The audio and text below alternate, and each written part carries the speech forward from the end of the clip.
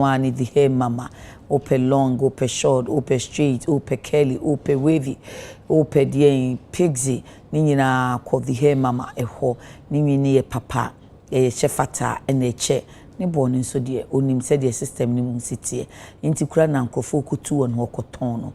Inti Fred the hair mama 055 3837 055 3837 ya me catch you say Friday the week in wabre inti se obeko na wakwa akoje wo massage kakrabi na wa your facial yen ade bia yitwi anim no a na weekend wa ma wani ma rest no wa facials kakra ti utreat wani mu Monday no afi wasen ahase makeup no ohun sa eya no akokesma grooming and spa no wasiesie no ye pedicure ni manicure nyina enso ebi fe no 0249 507 713 0249 507 713 and me will battery diffusers and also for enclosed areas Emma baby ayusham washroom closets bedrooms sitting rooms living rooms eho nyina yehwehwe sham kama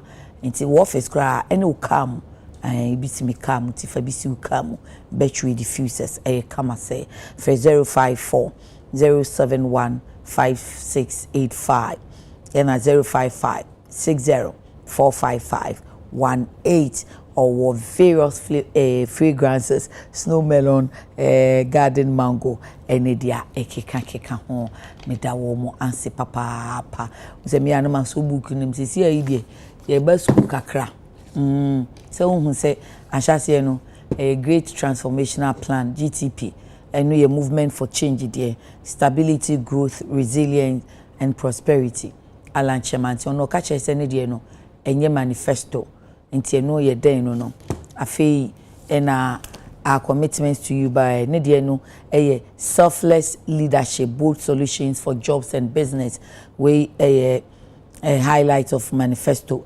NPP 2024 and last week Saturday resetting Ghana by jobs accountability prosperity and then 2024 manifesto abridged version the Ghana building the Ghana we want where John Dramani Mahama there enti wa hunye ne babe omudi aba te se ne se na yuro chikate kase yemusa media se wonim se mabusa ama mabusa Dr. Baomi akwase de ye kan nyina so ibe yi taxes afi na mo be fasika no wen na mo de aye enti te se de yuro chikate kan se mo nchira yen bebia mo be nya sika mo de aye enu danchen ani nyina na yesi kasema na manifesto no mu de ba ya omutimi di so na after manifesto no de ya omunam so omukeka no enu so how then do we hold them accountable ebi so kra de ni say oh manifesto no kra omutimi ba na omadane ato nchen because obi ankopenhwe nti ye bekọ abato foforo so anafi akasa awokan we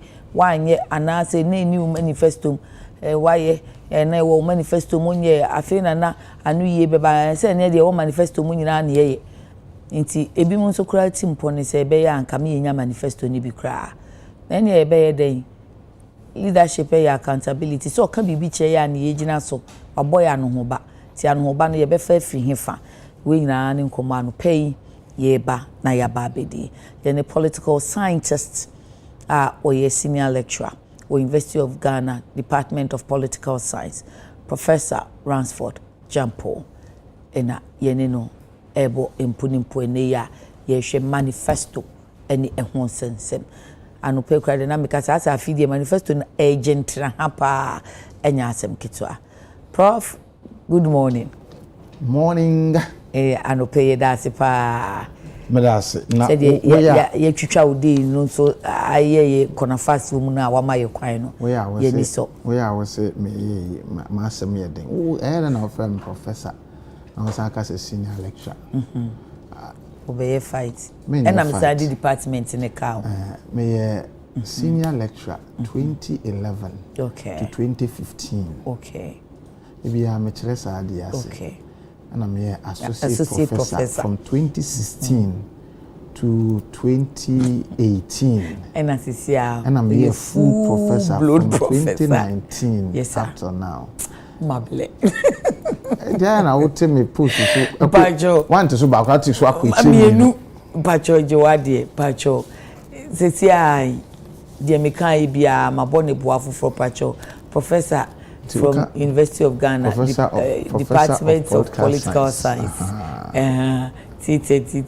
say how off air on air and it's an Prof vow their fear the most serious Pacho school mobile Mama Quine yeah Makwine Bibi do on Akufi. Oh okay said they also catching free Senia winning.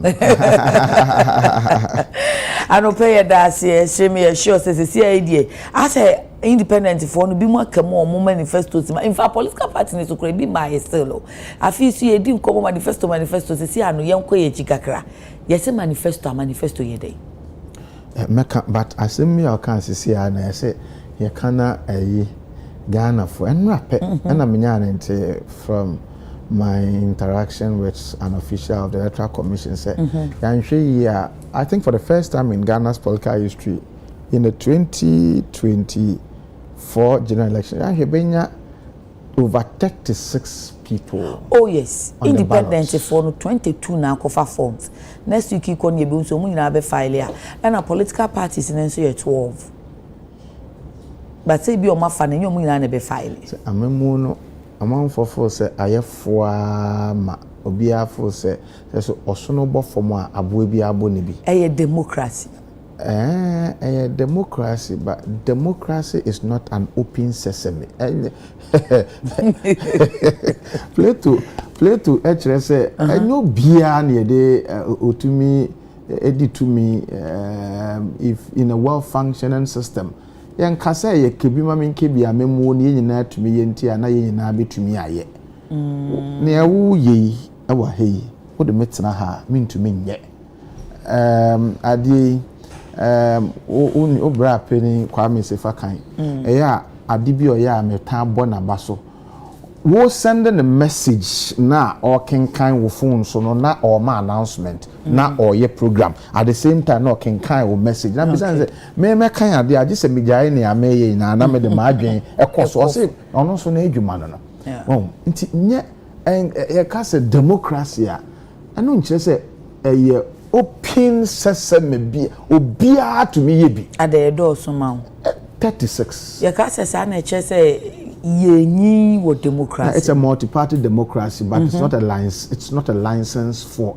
anybody, just anybody to want to. Yeah, who are the anybody? Well, what they said now, who be that? The issue of Ghana's for Republican chair.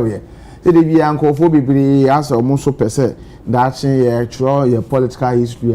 Then I number kind say men and council and so no eco contest bintina yes but no which is a boka honestly my boka until well let the Electoral Commission tighten the schools well go according to your electoral laws and see one of it but I think that a multi-party democracy multi-party democracy it say amanyoku na omo ho no omo ewo omo ahoden more or less the same in such a way that in every major electoral contestation it is difficult for only one party to win an election without the support of the other parties in a multi-party democracy. I just say wahoden mahoden na hoden or mahoden it's almost the same. So see a election so it is difficult for me alone to win. That's a multi-party, but the kind of multi-party democracy that we have, NDC alone can win election without the support of any election. So it is essentially a duopoly, two-party state. Boom. I check a cry it's na ha sabria na sala ni be break here we won break here we didi nkomo ma wo ka so oh said the system na ye no ya mo ka so obi co independent emwa since about fourth republic now ka say conditions then different from now enti bia now ninti na amazezi ano amount for be brain so yi o manim no well yen China ade Electoral Commission for any or more in the is our wedding kita home na on ballot so that at the end of the day I think if something can be done by electoral commission to ensure say something but better no ma disqualify on one there be say woka say person contest ya say nhye wo ho ebia ye ma form sai won ko for so mo sensan ma esika obitua eno na sefo je hwe so obi abetua 100,000 o ko file na okay yen hwe say bi no 100,000 na omo wa ko church free sa na omo benya nkofo nso di omochi a ombeye esansan mama let's see. I know democracy is expensive, but sometimes we should be wise as a people in not unnecessarily entertaining things that are frivolous. Really? What the insurance see anti a chance phone nyina any o manifesto but what can say we say are independent for no yenhye dem wo manifesto independent for no yenhye da enhu but at least there is one independent candidate for now movement for change and movement for change I may say or no ahead of the two main parties in crowd your friend is saying great transformational plan about it makes me feel that in independent candidates in but Alan Diano, I think he means more business than one I see. But on so cry no pena making can Dr. Nyahu Tamo close on shada nye third force papa bia see you need third force bia o baby about Nichino and ebihu say or your third force and I say or your second force and also your first force. I mean, I see. I think that the outcome of the elections would determine because so we share almost in the yellow army and so money agro and also the man who say we haven't had a leader of an independent group with that kind of persona in the history. With that kind of pedigree and persona in the history of Ghana's foreign republic. The one who came closer was Kwisindum, but you see, Kwisindum was not a real core time politician. This man has been around for a long time.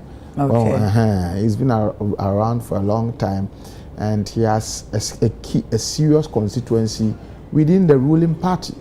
CPP was not too strong around the time of Kwisindum as well. But this man has a serious constituency within the ruling party. You know, election no say ojina brane ana say or no so but me say he's so far mishana or no so chesem so amedi agro. Okay, so we're trying to about one. Yes, a manifesto. What is a manifesto? Yeah, manifesto. Obroni friend, a written declaration of intentions. A written declaration of intentions, plans, policies, and programs that a political party outlines for the purposes of convincing a people to vote for that party. Say, adwin susuye. Ena nneema bia pole amanyuku ekruche egukrata so a omode ko ekobo ntoa ekire won a eto aba se moto aba mamia we ena mede meye eno ne manifesto ya kase manifesto that is what it means say and say okogina ho na biebi wano a kekeke nneema opese oye no so to me ekruche krata so na ye a codified document or krata mo baako paper book mo baako se ne be ya obetumi e de a market and as a prosecute or campaign. The point must be made say enye obi na manifesto e fa no ho the several studies that we have conducted in developing democracies it shows sometimes manifesto really it's about noise making. They just say the greater majority of the people who would vote may have made their minds even before, and that's the reason why. Not just say manifesto in here or to abano. There be menkase in here or to abano. Me say nipa dodo na no eto de bia. Na da be na say manifesto here yen me de madwen mo no yen a yeni mo de e wo man no mo no and as a senka ye push say it be 2 years into election crana party side outdoor manifesto but politician in them say yenga yenim de no the middle class I told be I endorse and you know one war grassroots na omodo so motoaba now these people there are other factors that determine how they should vote. I tell you be a manifesto crank and sana and that's how come after 2 months 3 months into election and that's how come 2 months 3 months into election affairs and parties are done manifest because they know that nipa do na to abano to the biana they may have decided even before as a manifesto no cry ebeba nti ene omo de be yeden na bibi I bet you mo middle class for ne say who hia de say your wanga dodo nankasa ewo a support base of these political parties you know they are not enough to determine who must win an election. So sometimes or most at times political parties must go out of their way to appeal to those of us who are not aligned with their manifesto but sometimes they don't do themselves a lot of good when they delay and bring their manifestos at the dying minutes. Until we almost delay 3 months. I mean, what 3 months? It may say, oh yes, sir, you are telling me you're not serious. But I see you as a serious political party. If at least 1 year or 2 years or 1.5 years to the election, now they are back. Now they bobo. And no, sir, man, time to do might be an opponent in soon could. No koshebo kutu apo or the apono e koyeden nya Ghana for no de kosevu nti wo so be ya but ye kwa about so na me mfa me manifesto mrantem na me nua nso nkohwem we kura ba chi konso mo keka we si we ya family bi we si we fa we die bi to me no o pede ayeden ye de chicho ma but say me nya to me no na metimi di ma meeting ko na ba to me ye de yeden yeah, the show mine so yeah, the put over. Yeah, to me, young fan some of mine. Yeah, the some of mine. Yeah, the mine. Okay. Enti me no o person your mine na me so person your mine na o mine ya me no ya so munwe ya so madwe but me pe wo so open and as me no nyina ya dwen wo ye nyina ya dwen wo bankrom asenka ye mu ntete ma me nkogina ha ma nso nkogina ya dwen anko bankrom no ana ya dwen be ko bankrom no nye o mine ne ye de som ye nyina ye paade ni yie enti se me paade ni yie na se won so paade ni yie na se ade ni yie a ye hu nto ye me paade ni yie pese Ghana tumpon wo pese Ghana tumpon me so pese Ghana tumpon na se at the end of the day Ghana tumpon wa enti no se ade bi wo ho I mean the idea of we be copy me na yem kwalasem because the problems of Ghana no are not different. Ghana or mine no ye dadwene how ye wono e ye known okomo die ya enso no sene ya wo okomo no ene so sene ya me hu okomo no okomo die nyina enti se wo ba so na wo se wo beba be solve okomo na me nso me ka se me nso me solve okomo a the similarities lie in the fact that the problems of the country are the same. But omo to abani hu ni sa na say no na bema obi akase wakase o manifesto no eboa ebi mo hwe so dodo na nhye da nhwe de na so e den ebi so hwe e di gina so to omo ba nti say o de ba ntem na ni nua kokopia wan we anani omo akase o ene meto amawe na wo want to opportunity to lead to do what? You are leading because there's a problem that you want to solve. You are not leading because you want it as a pride or as an achievement for yourself. That so you see so it fits to the lack of selfless leadership now. Many obi na contest adi ekobia na medom we are contesting for the chairmanship position. And me sure someone na oka. Ye nyina ye pese ye ku ni. Okay. And na me share and someone na oka na me de compare someone na meka na fe me san de hwe se me ekuo ni hia me mene da bia me mene da bia no ende me mene da me wo ho ade beche me da me wa abuchire ade beche me da me wo TV so then the fourth me da answer mako na me hwese ne ametutum na me hwese ono me da bia obewo ho na me ka say look ye pese ye ku yi me hwe botaye a wukita na me de compare bense me botaye me kita na me de compare our availability a me feel say wo betumi aye ade ni ye more than say me ye into my step down. That's selflessness. And we are ideal situation. We are not talking about the ideal situation. Must shape what is being practiced. Otherwise, otherwise then we wouldn't have any yardstick to cover OTA. There are a checklist which I will call ideals. You have things that are supposed to be regulating the conduct of SAR programs. Okay, so they are there to check what you have to do and what you don't have to do. They are the ideals. Okay, so don't tell me that this is an ideal situation to create an impression that ideals are irrelevant and we should talk about what is practicalities. Practicalities, make sense when they are used within the context of the ideal situation. Africa ne Ghana, Usha nia wuken eye adwuma. Say obi leader bi kura timi ba wanyi waye mre nanu he Cameroon die se Gabon so a kotena nchen kura yi problem ya ye ku kura tu no kura yi problem nti na me ka say be the ideal situation because ya no obi ntumi nhwe nka say asemesi ase ubetimi lead ya chemiti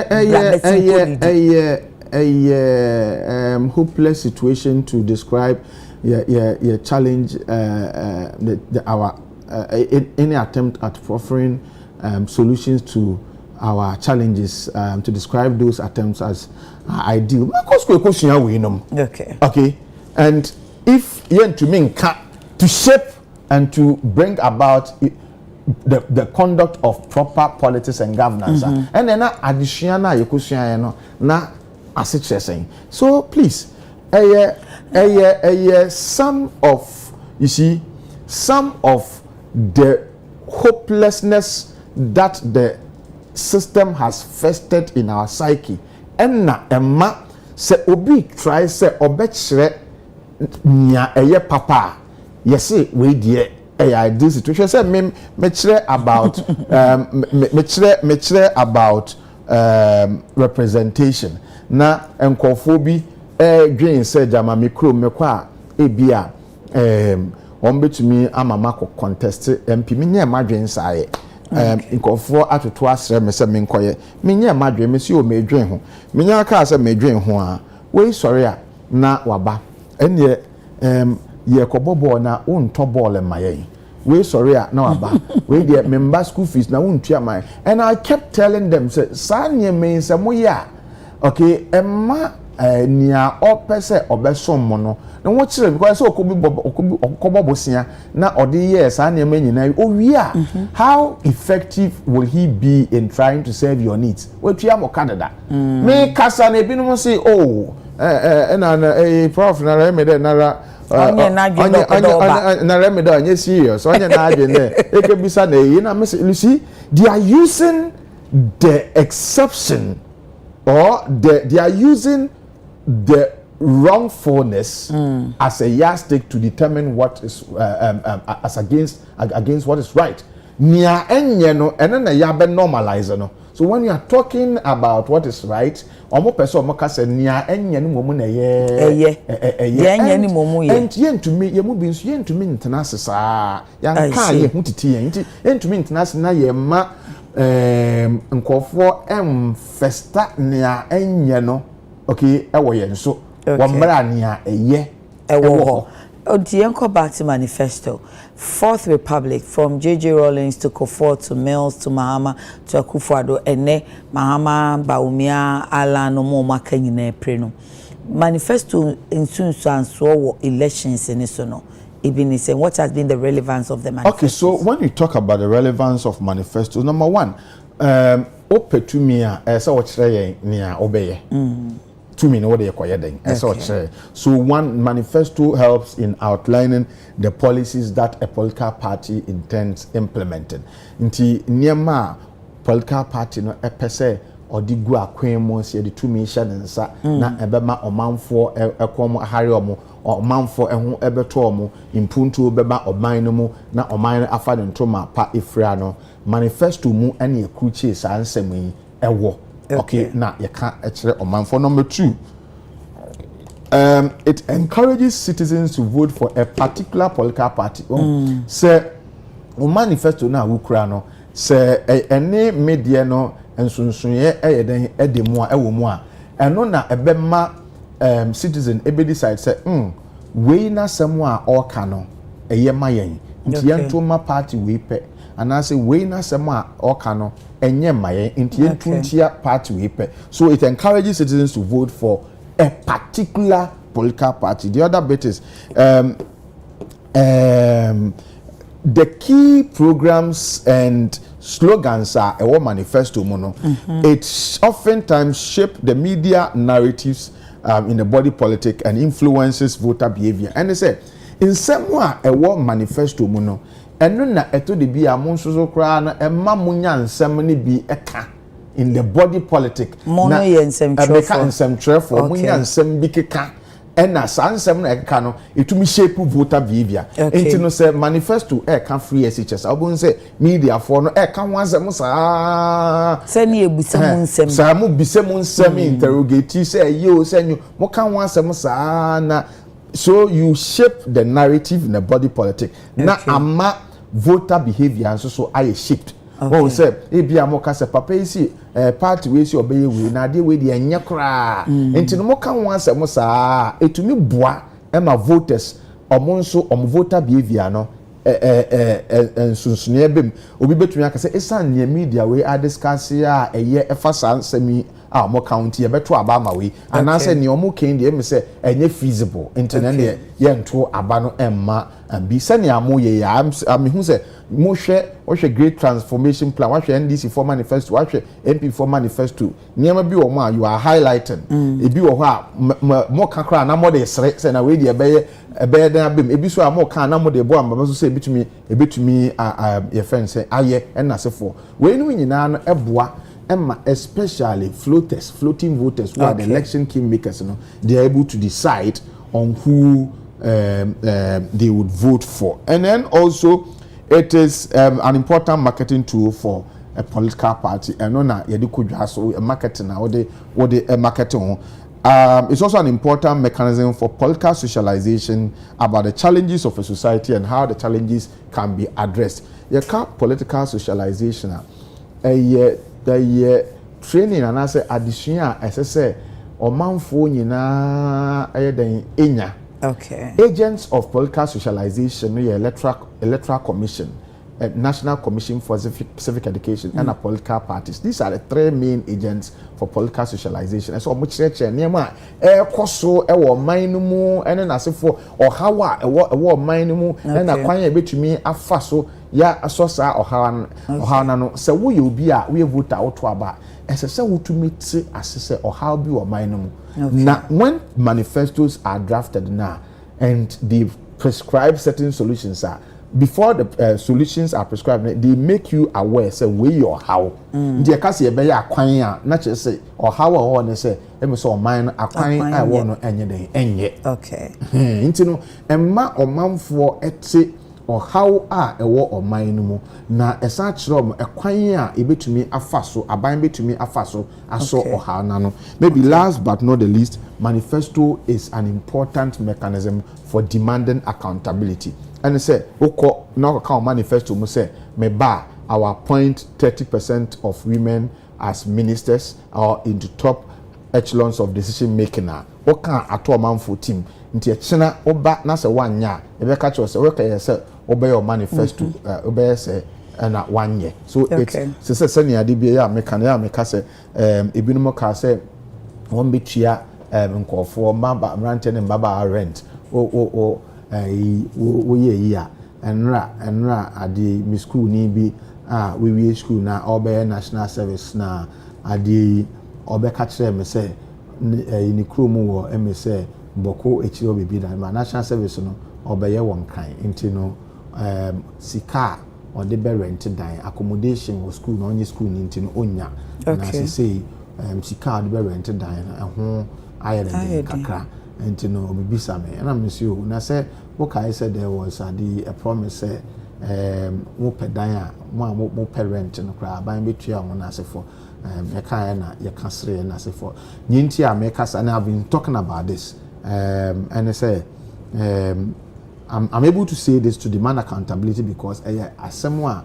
ibinum say one bay and no money so my you and yes afei na what the gugu yanimi mo kan de baby me kan so I'm saying say nti nia ya kan won ye gugu ye akrata so a ye wo kan ho asem say a means for demanding accountability okay kan ya insem bebre ewom into president Mahama say oba president or no fee stress policy okay and say level 100 near or back na say ho akyerewa ye ma untua ade school fees no kwasem ni there's been several times yen a teacher for including myself etua nkofo bebre school fees amom na no meti Facebook me kan nkofo message there but minim ne ba ya me call messenger me call a message be a pop up obi ewo oye welder ewo anomabo enye ono mpo na wasene mi and na teacher bi ewo infantiman school and na what text what show me message ten say abofra bi ewo anomabo na wakotro wasi na person ya medicine wenya nko a na onjin di se ne papa ebetumi etua school fees na say abofra no ono nso yede mpa kosua well then na sa nti okan nti opa me shell se me omo bi a metumi de abo na memfam wano nti oka sa no kwasem ni esansi nyina nso so nkofo ne boa ye nti no eto makoma so na me ka se eyampa de a one abofra no ene ne maame ne papa nyina anya den wonmra me ka sa agro me kren me telephone ringe ye ne ye bayu omo baaye abofra ne enko anu nya ya okọ medicine na papa ne say school fees no nya de amenya enti no me de nka me se nka me de ne ko hye me adwuma mu na me say say nya meti ase ya ekoso ye adwuma yi na enko an ye ma wo ntene fie na me ankasa mefa fie no me de abo me ho me fa fie no bo no nye fie nko a owie o se ene me come medical school ntimi hia laptop eno se se tua owie ese bebi a meda eno so no ese eno so ye kope bi ma no na nso tua ka na sefo ye na no owie no na ade me se owufo bi eba me nchen de ne niema ebisi office dan na no se me ko na makope sika kotua school fees me te office fia no pa kosi nyumbre be 5:30 amepon na niema no eda so bu ho okay so with these two examples ese me fa kogu me dem na ade chen oba okoyen osi me kope school fees me nyi nti ase etua enti no mate ewo ade ye friend manifesto me ba saade we me ma no nya den enkoso bio mate eda metim okay enti se regime no eba so a the first thing I made demand and say, hey, what can I say? Obey saadi adena wonye. That's what I mean by it becomes mommy MP before the back when I'm fan can na yanum and check no maka say oh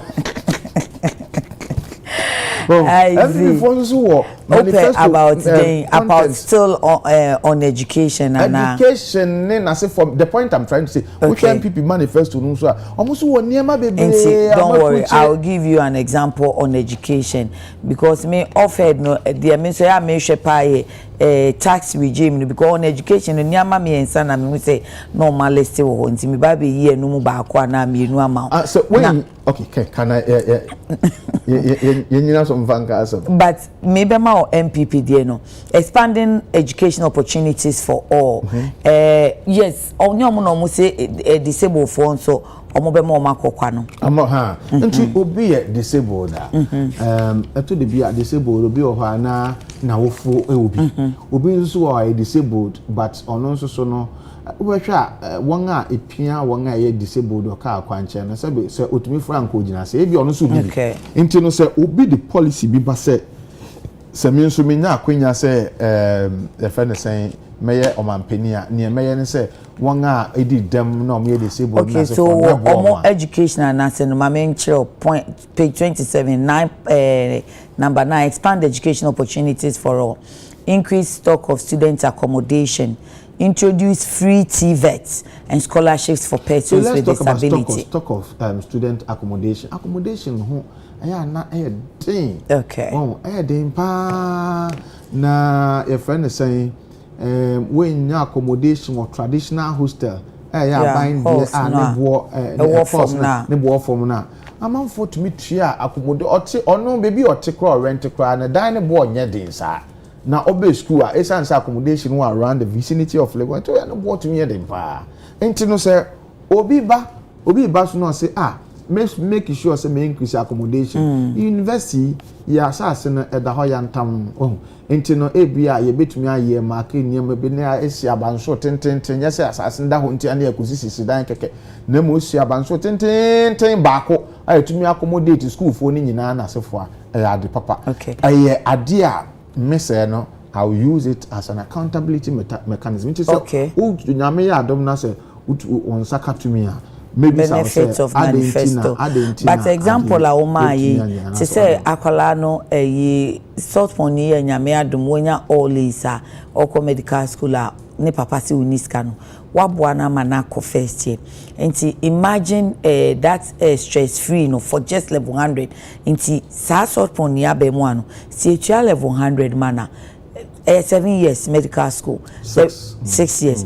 Okay, so the remaining 5 years so what becomes of him? Matisse, we there specificities of the manifesto. I thought I was just using my example because it's but Matisse, you see, Matisse, one case we first year access to, they are going to also improve the student loan so that in our school means loan are major say 350 million a semester. It's not 35 cedis.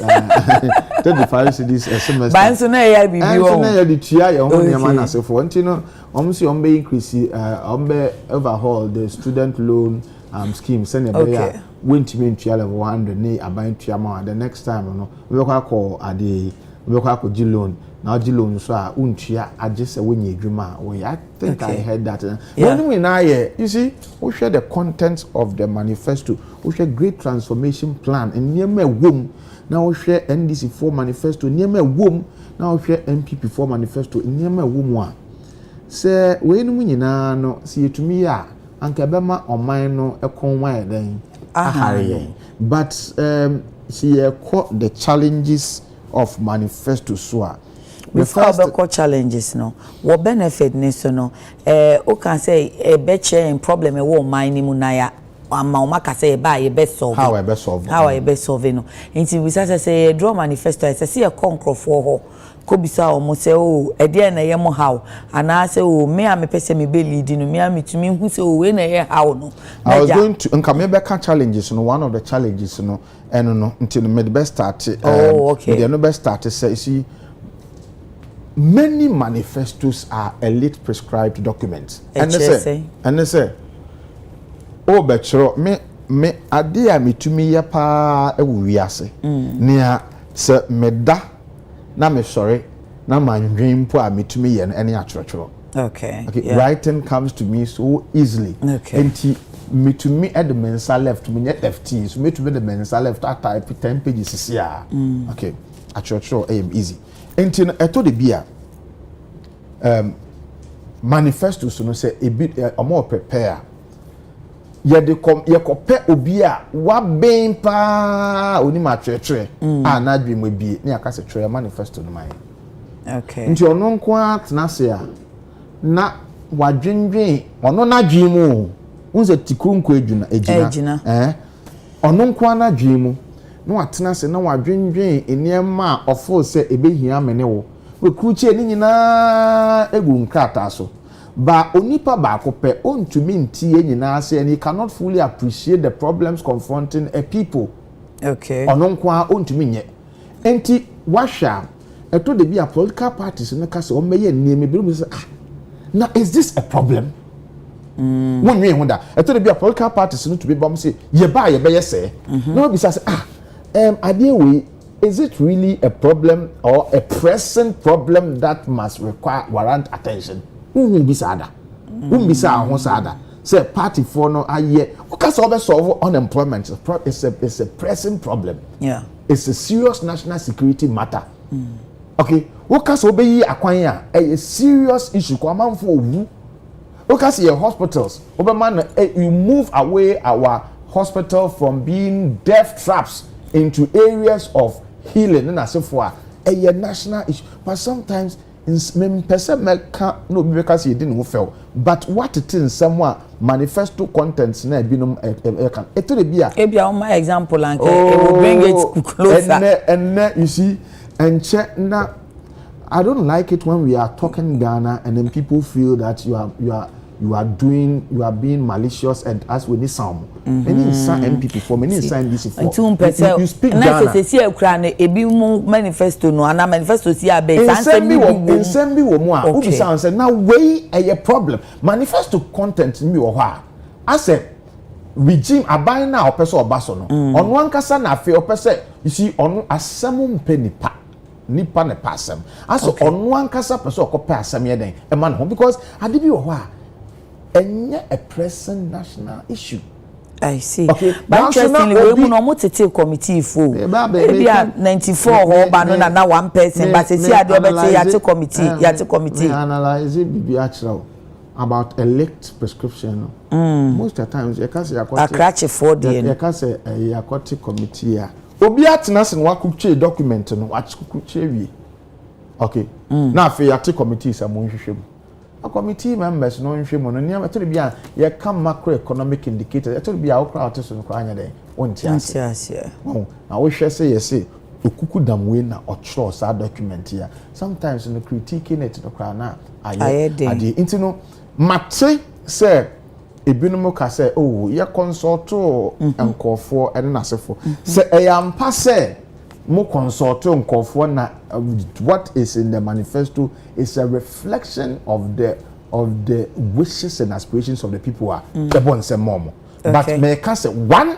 of the challenges of manifesto they say oftentimes they are an elite prescribed document obi nko atena se no achiro no the abreku and you be so keke cratching ya you say we were co school but scratching ya wa school ni mo de no he cannot understand my challenges better than myself in this how consult me na me catch that say challenge you know challenge example okay bra work what teacher free teachers no so be consult me anka me catch that say me nyin bia ye de and so my bob rakakra okay meet me my school fees okay enti no yimi film na mo monga intimi ntua no ma wontua so consult me okay that's what I believe in yeah Uba University of Ghana omaya dibi efe omo a provision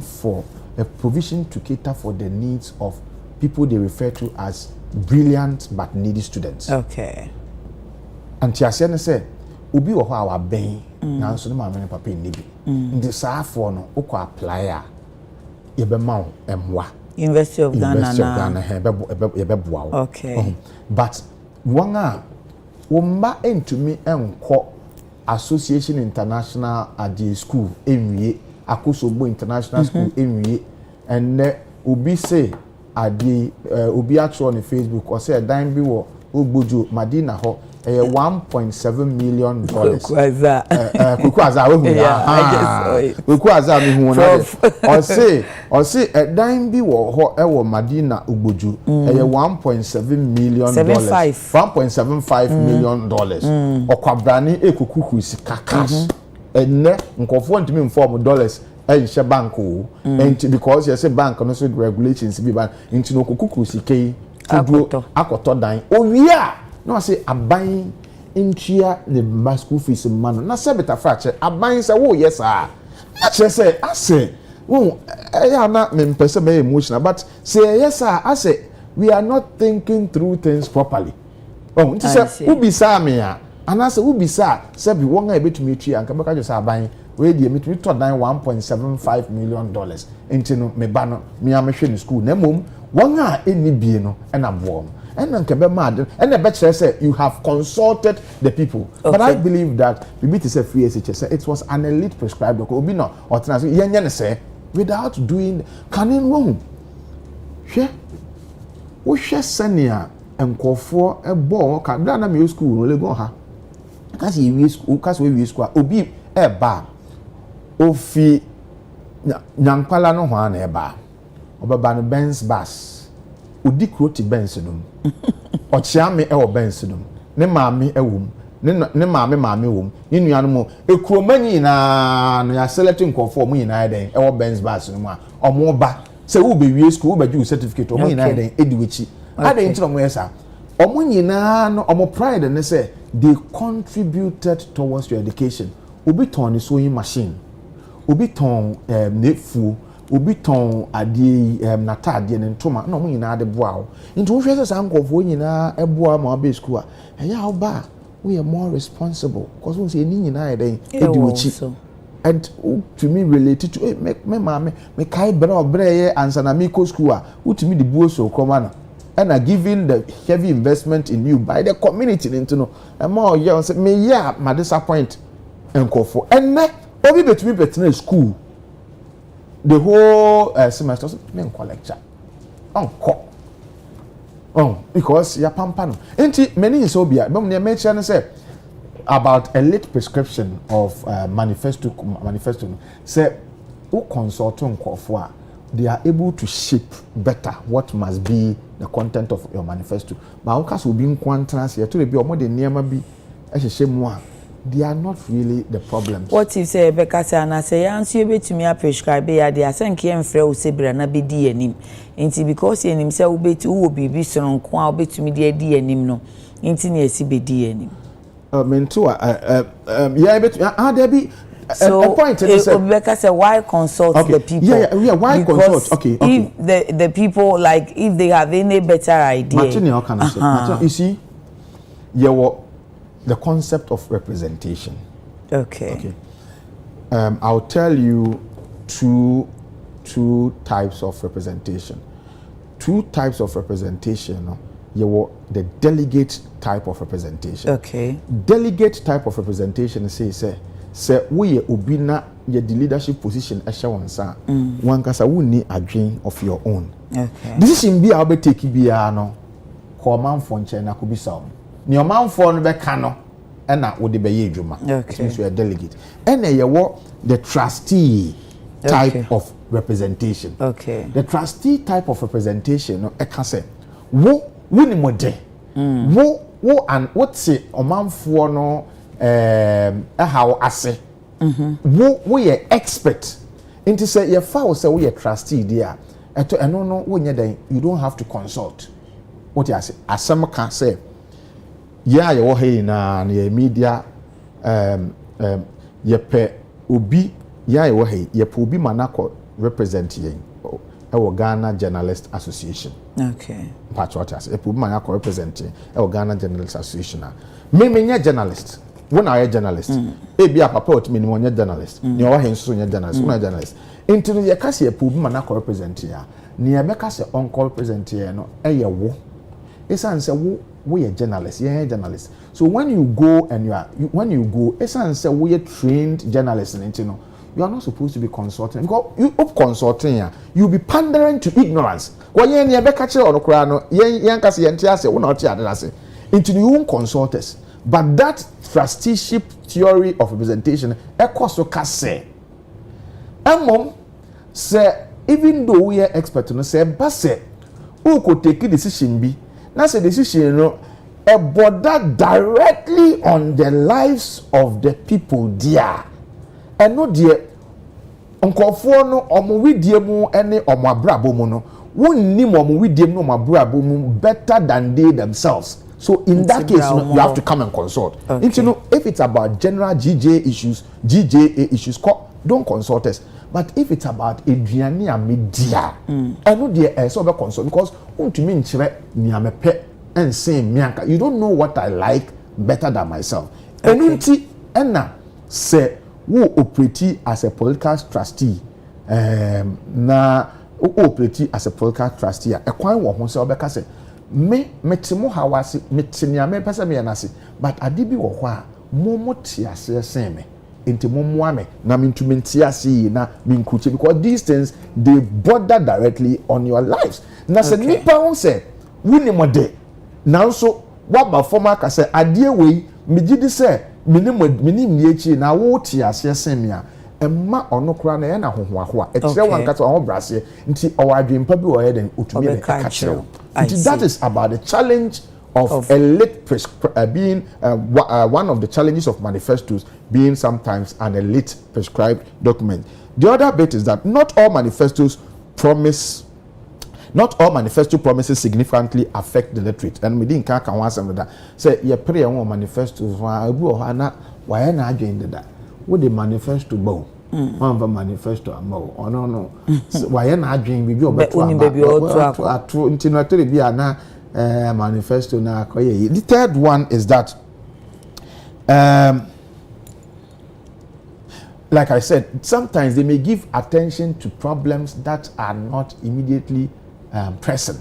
Okay. Actually they contain in maybe ade we so dey as a one kasa na wa okofa asema beto ho the nyama bi a woman they are not present, and I say this generically and I expect Ghanaians say omuntie nyama omunkenkan na omuntie nyama political parties no epitum no eka umbe say eto de bia nyama no bi but this is not a really present issue, so why are you talking about it? It's like nyama it's an say present, so can one say not to say akoye a mere vote getting or vote buying promise, which in my view no what if near ye pay na and say you benya vote wa and ye or mine in puntu and in a cancono a bekoso atrape upe vote ya ede upe vote ede abde nsesanye ayede aba yes ye pe vote just for getting vote. Don't go to your next point yet. Also ye penny and king kind until then if you say me say Sano manifesto no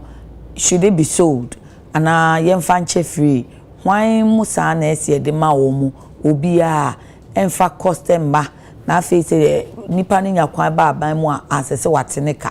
The most important thing is that the manifesto contents must be known by all. Akwan ya mbefa so nipa nyina be hu no say number 1 ye bebo hu nto abebo hu de ro ebe kan wan asem o TV so ebe kan wan asem o radio so ye be kan ye co party rallies a ye mfa nko ye keep fit any asa competition your move share party rallies a esan say omunim say nkofo a ye ankase ya ba se omo akọ rally grounds no omo ayo madwe de da nti omo kwa they don't talk about their manifesto contents. And one see a kwa near did nyumi esiso and ye na omo die ginem na ne asa mako akra bibi me modin ekoye research about how manifestos impact voter behavior.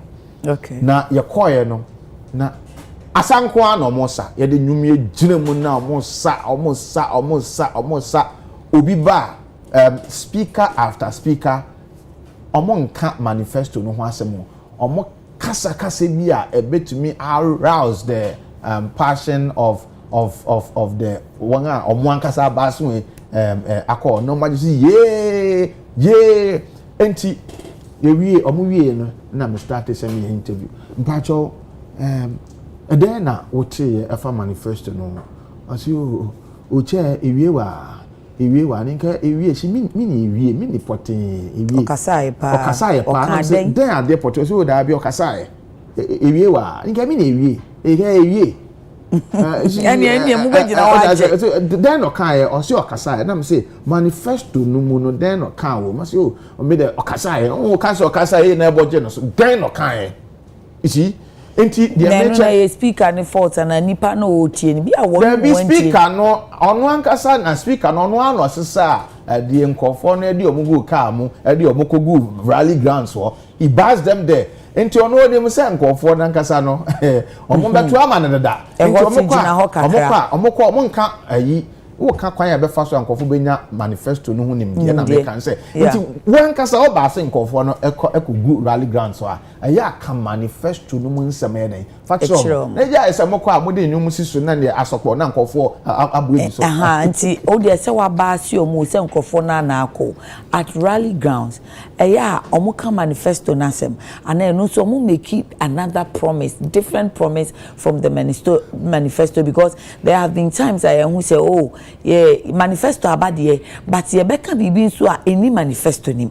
Inti afi ebredu so na sa uko bisasa who can say omo fa nko check manifesto nim nhwe say wo ma enim so o ko say o na any manifesto so time being necessary omo cheche manifesto nimu ensem omo nyina and e rally grounds or no, because it's like manifesto ni dan che but rally grounds bi anso ne asemo a ye de nam. You see, so the Ghanaian is notoriously partisan. Okay. Na say who party for na me say wo de eno ane say ye beto abi enkofo bebre I mean interview abato no kra mento abato no kra men koto bi. Okay. Kofo me shia kofo bebre na ya wo akasa no there are people who are disappointed. But even in their state of disappointment no yeah omoka say abato no kra mento ya mean the one the editor say eno ane say ya bo NDC for national anthem and ya bo na o ye wi na go nsa de na e ginger mo ono o ka say me ntu abato ko bonsa afi wa start ye no ho bibibi na fe ade no say nyum no say sunsum bi e dey e wo mo ginger nkofo no sa nso so na say won ko hia rally grounds wona both won a etie na won e kasa no omo ho a the euphoria, the excitement, you know, ma omo keka nsem bi amfante because nsem ejenjan nsem bi wo ho I say it is not, they are some of them na to be clear they are not in the manifesto, but to make it kebi it make kebi to make it kebi na just to and they are just meant to arouse yeah ka de nkofo no pair arouse ye pese se nkofo no asomo keka omo nti no ye ka ne a ebema omotimu ayeden ayomode me hu MPB a ye interview no appointments committee vetting committee aye bisa ne se na wo ka asase mu rally ase na se say wo ka den won so me hu nkofo no na ese se me so me charge omo nti me so me ka bi e kire omo en nasefo eno no emma yentumi emfesta your manifesto contents, you know, in the psyche of the people. Now, once we are not able to do that, you know, Emma said in conform baby na in some potting. Me assure, what we say the contents of the manifesto. No, I go in me. Kitwe be pet and a wotrim. In kind in an be breeze. One wouldn't count to me now. The intino say one share our party rally as ya. Your best say. See a percent election year issues based. They should cut the jamboree and agrone party ni keep fit ni exercise ni asa competition somewhere. Na on kan wo manifesto no ho asem. Say na be ya nimdie ebe kon kan among the voting populace. Say na be ya omodi nimdie ebe den ebe to aba. Still, o say eyo omo ko gina ha omo kan de o manifesto na me kra ampo no so obisa me a ba ko mienu bi e wo metim ni aka ne men kai. E bi aka say ana manifestos no ensem no doso. Se ba ko mienu bi a osimetuwe na metumi aye. But we share a great transformational plan. Share resetting Ghana. Share leading to solve ye. Ni nyina mudududu asensem no doso. Nti adie wo teacher actually wa there ese wo to bo na o ma me ko teacher me outline yes wo wo wan you tina se di minimum be a wo de me nti be yo ba kakra one of my challenges challenges of manifestos particularly in developing democracies like Ghana.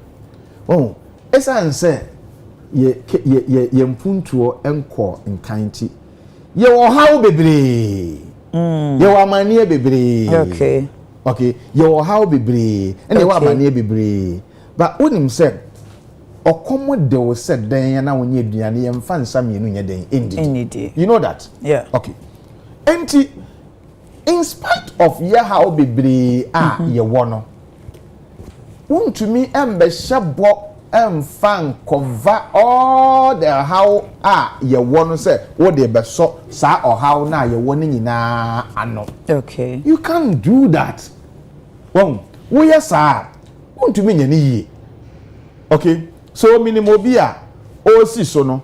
Or see UPSC for or legon, but or see UPSC for ye course bi wa ye pa na wakoye kakra or ye or see Ghana School of Languages or ye legon de no or ye kakra or UPSC na or see Ghana School of Languages or mo ye bi wa me pese me kosua German na okoye kakra ho na owie ye or see we num ye bibi French so me koye kakra obi num so owie afi o see me pese me wie ya bitumi pamade me Joyce abi me koye kakra wa ha at the end of the day no kakra ni owie no na ni nyina no wentumi anyam bia e de kire se oni adaji ntino legon ade na oye no wentumi anwie kakra na okoye wa ha no so esan se half watch no ntu wentumi anwie adepam na okopam so esan se we no so twe ntan so wentumi anwie enti no otiti ni nyina eni nketen. That is the challenge of Ghana's quest to extricate herself from the quagmires of poverty and underdevelopment. And say leaders no nim say yentumi nye ni nyina enso wo se ni nyina hobo omunim when me say yentumi nye ni nyina enso wo se ni nyina hobo but when me say ebo sha wo shey wo 4 years pe are so wo 8 years but what share one a develop pa na it didn't take 8 years, it took so many years. Okay, but what you say enti say wo share body nyina na obe as a student na meka no obetitie ni at the end of the day you see many of the leaders in the Fourth Republic no their achievements are not outliving them. And they say in yama bebre wo ho a leadership of the Fourth Republic aye omu free so no nneema no atete apansam. Okay, Kwame Nkrumah oye motorway. Okay, motorway no outliving Nkrumah fitting pepe oye afeyansa motorway no so aye choked. But what I say just say the project no it has outlived him. Atena ho ache ama oni wo nyina ye kai na ye akwan a ye koto aba ene ye akwan ye the 3 days ye kwan egusu kota e the street light so 6 months in shoto na hohoroko.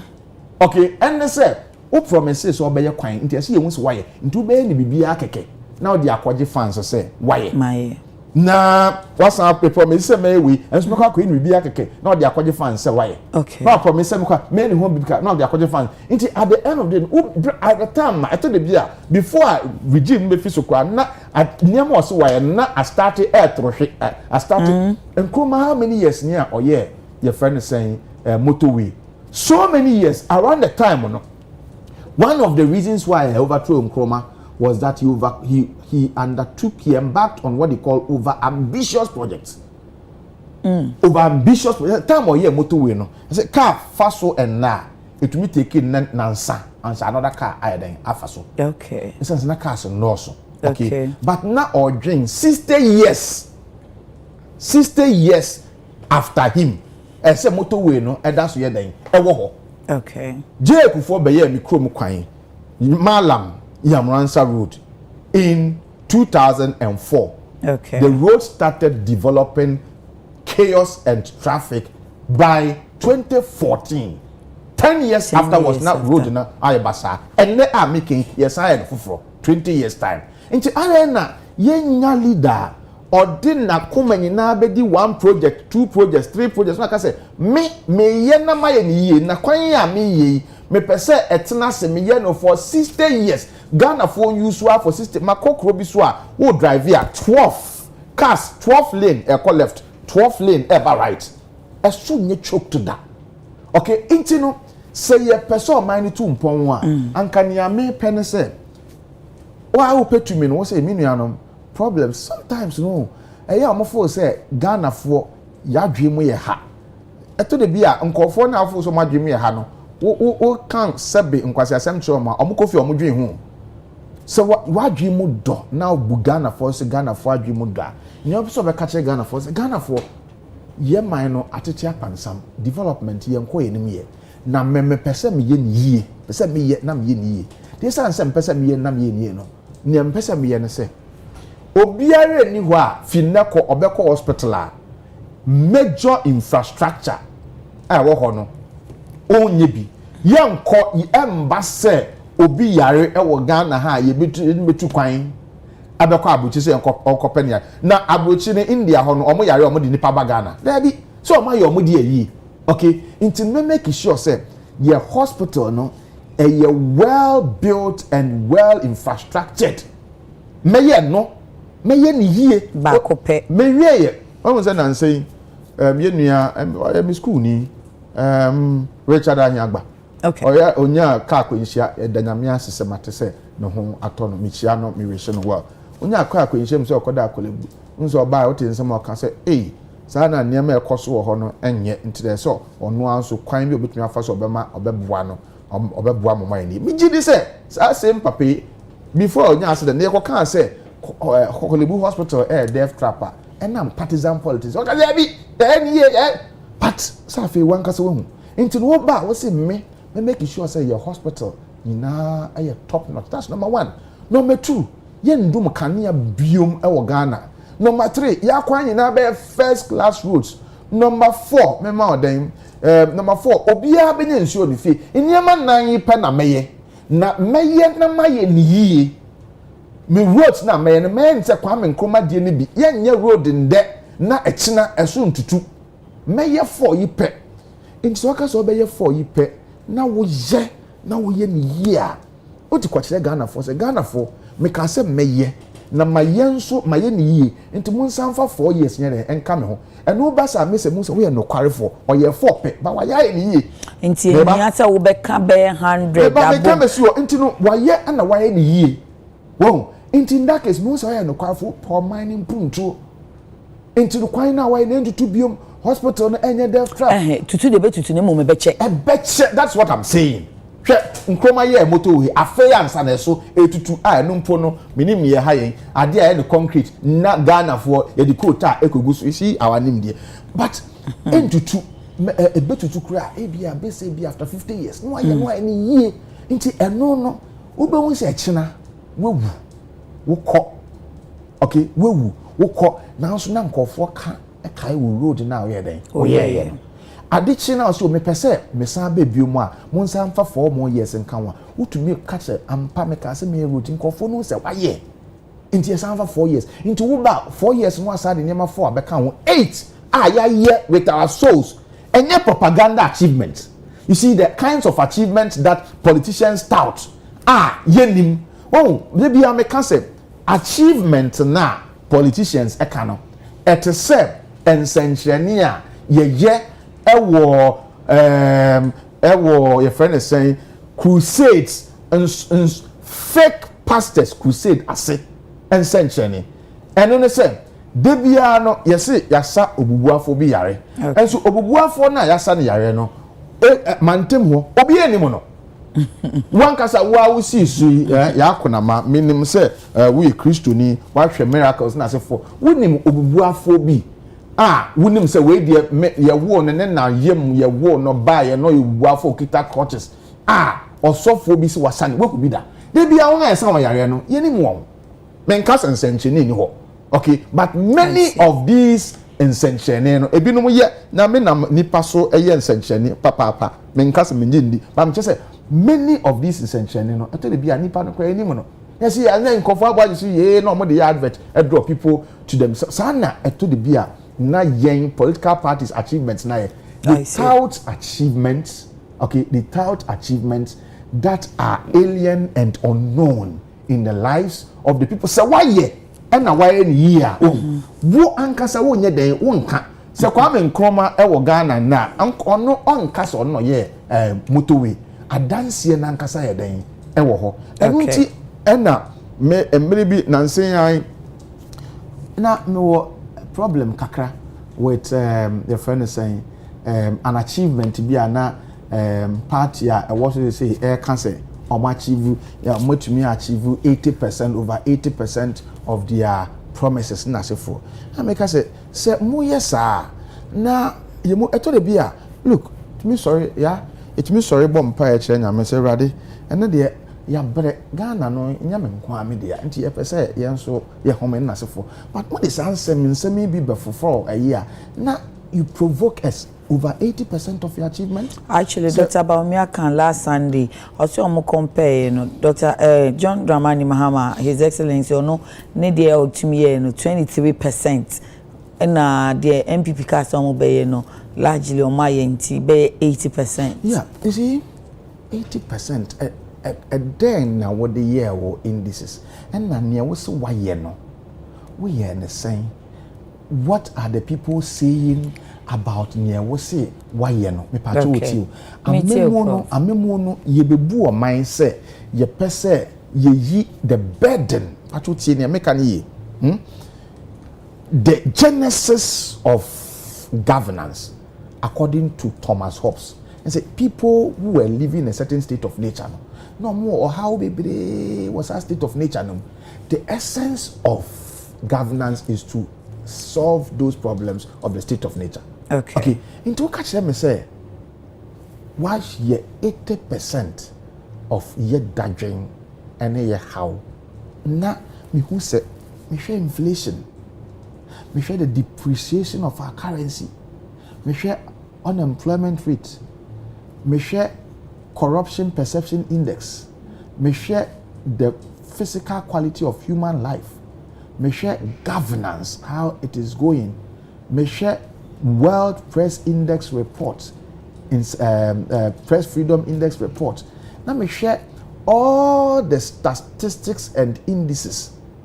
Echere impuntuo. Na me share se ni nyina enko yi. Na me share se nansen makoto na me ka tomatoes paint rubber. Let me say saba. Na makoto paint rubber no mato no 35 cedis me call almost say 70 cedis no problem me call almost say 100 cedis no problem the next time me call I say 180 na we no na ye now so you say you solve 80% of our problems now me bisa me won say what JB ade okay kind na what 20% na aka ni there be these are the critical issues. See, the essence of governance, you know, is not fanfare. And yet, mpacho, me ankasa, me teacher, and me mentor, a friend Professor Michael Kwe. On no catch them say, no man write his epitaph. You know what an epitaph? Epitaph ne obi wa ni ekusie na sa signboard na ye de black na ye you see the tissue say onu ni o odi nidini odi mfiese o ye wo ne se no ene epitaph onipa bia ni wa ochro na ade okay wuvu ansa no bia eden achro ama wo school a wo call yi won teacher school ni bia ono ankasa ochro osua na de wie no or set exam question no ono ankasa mark ye owie no and score no over 80%. It doesn't show you assessors no you see as politicians jai ama Ghana for a year assessors no into assessment of whatever has been done no, is in the lives and is in the confessions of the people of Ghana. Now one kasa would one done na dey be wo so one kasa wo try one kasa assess so no kasa menya more than 80%. It would well mean that you promise so many things and what it any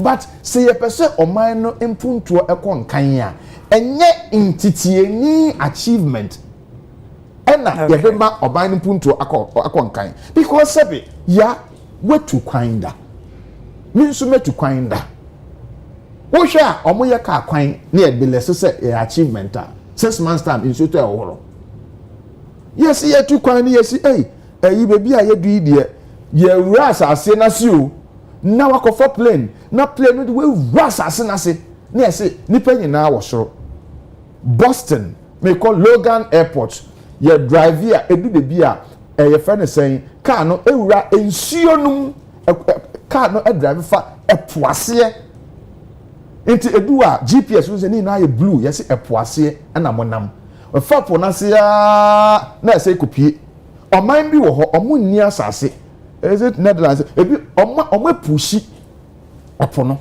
pushi epo na kwachi na omo reclaim asase na omo de omade. Recently I went to London baby am koye infa canal what ye ko area ha me come say hey na before baby am ko na ho na ye nsu omo pia nsuo ni ne fo no omo de omo si dan omo je asase no sa ni mo omo ye enye maye project enye entitie ni project eye project a obi share da bi si no say me ye na me de me kra nyina aye ma na outlive me enti no say o ka kire me say what it ni mani na ka say maye 90 I say esan say me say de bia make me say achemfo kasa na ewo ho no minim eniema me kai intrechre ya ne atwe kasa bi echi obi si eja yesunsun obi si use force obi si more time obi si adumo wim obi si travel and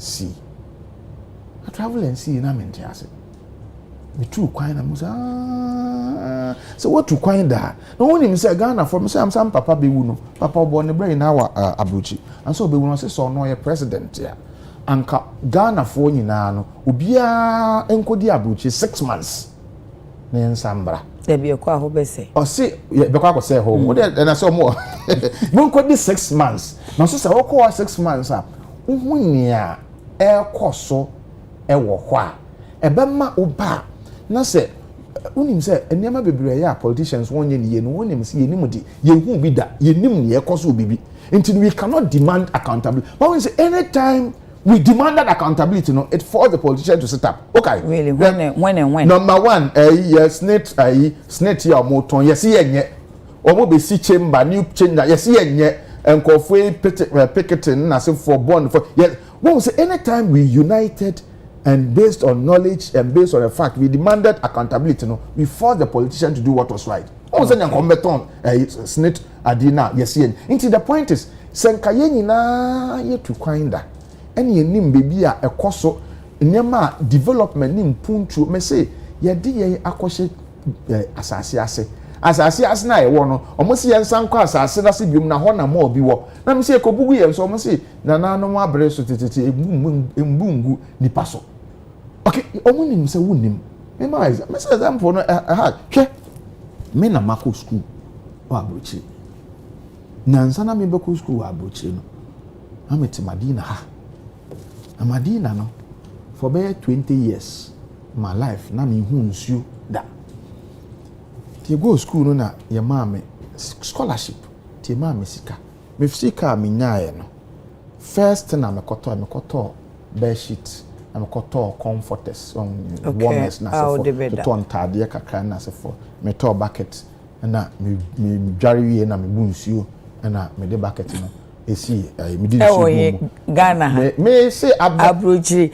na dia be chi sa wo bede o to boy tough to invest in America Massachusetts na me bu nsuo o so ho pa me bu nsuo esi ho o ya wona odwen ho na sa wo be ka nsuo ne se me bu nsuo no esi ho bucket na enimre na me Professor Pearl Robinson obaye Ransford how you me say o me ho ye na sika na ye de ma no wo use no say na me say o matoto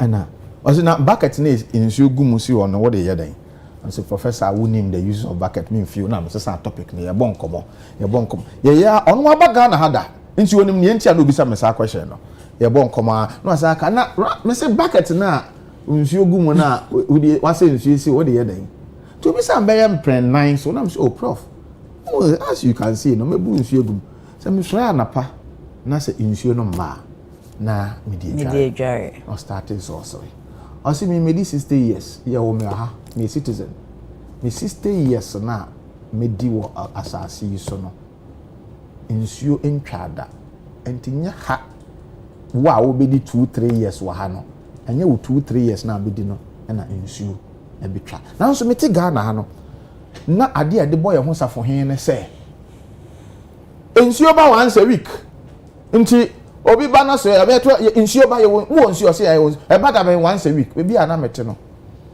efie wura nsuo no e ba e me se wukuada enumre na nsuo no ba wukwa de nwumre a ono waye tank kakaka ombu ni nsuo ombu ni tank no enwie ya yen a yete ho no eye ni mu nti obebu nsuo no fiti wukwa de nwumre na ma tank no ayemma jawada no pa 6 am asoma making omo te madina omo te madina baba amunim obebu nsuo na ma nsuo na yedan ayemma nti ebo be se be 5:15 5:30 am na the tank na yema na yen aye high down yen nsuo akofa ye na yema na yebu nsuo no ebo 6 pepe na nsuo no twante bia be na wonya bucket be mienu wonya bucket be nsa na wonya uwia na wakoto nya onu ebu no wa ye den wasan ye den aton ama okay inde eno na eno ni ekra ye nsuo ye nsuo ba once a week